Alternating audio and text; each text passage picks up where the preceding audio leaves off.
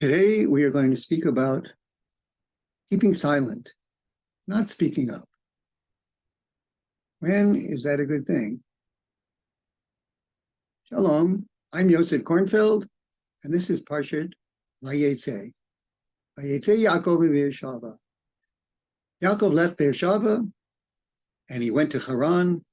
He had to run away from his brother Esav, who wanted to kill him. His mother sent him to go live with his brother for a while.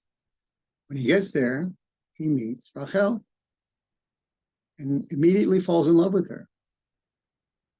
No one was more beautiful than Rachel. Because she was beautiful, Yaakov was eager to marry her. So he made a deal with her father, Lavan, and he was going to work for 7 years. So during those 7 years, he sent her gifts. Sivlanot, they're called, gifts that you send to your Kala. Well, he had to send them through her father, through Lavan Haramai, the cheater, Lavan. What did Lavan do? He didn't give the gifts to Rachel. He gave them to Leah, because he knew all along that he was going to give Leah to Yaakov, not Rachel. So what did Rachel do when she saw her sister getting the gifts? She kept silent. She didn't say anything. Mum's the word. The Midrash Tanchumas speaks of her praise when she did that. It brings the Mishnah in Pirkei Avos.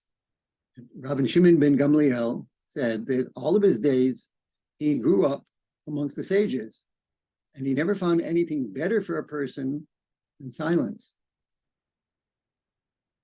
Rachel made this decision to remain silent, and her descendants continued the tradition of silence. She saw her gifts in her sister's hand and remained silent. Her son Binyamin, who knew that his brother Yosef had been sold to Egypt by his brothers, yet he kept silent. He did not tell his father about it.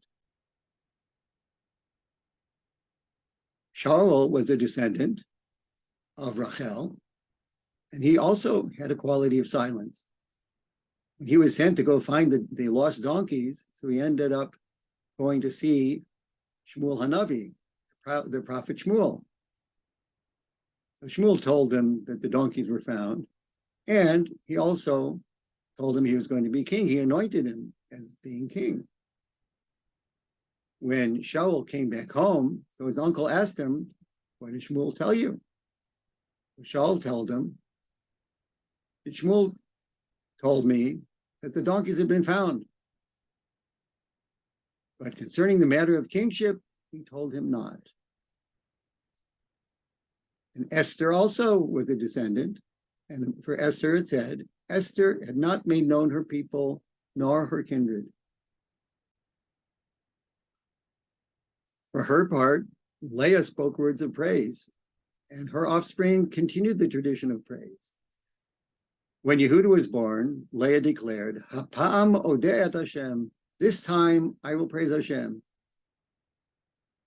And of her son Yehuda, who had the name of praise, Yehuda, he will praise.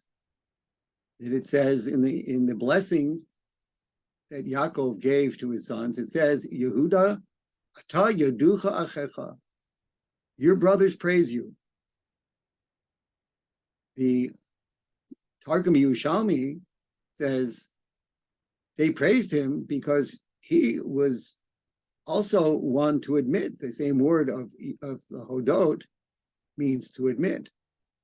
That's what it is to praise. It's to admit all the good things. And that Yehuda admitted that he did something wrong.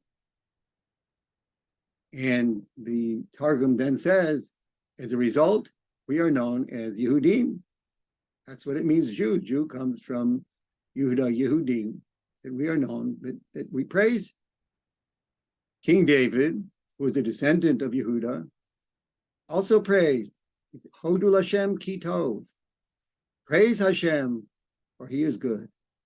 The Midrash concludes that the Holy One, blessed be he, said to Rachel, "You be assured, I heard your silence. As a reward for your silence, I will remember you."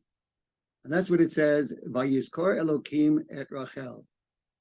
Hashem remembered Rachel. He opened her womb, gave her the pregnancy, gave her the son that she so much wanted.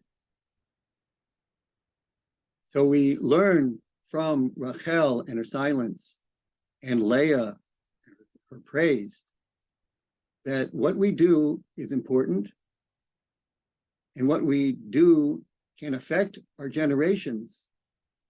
We act properly, then it can carry to our children and for many generations.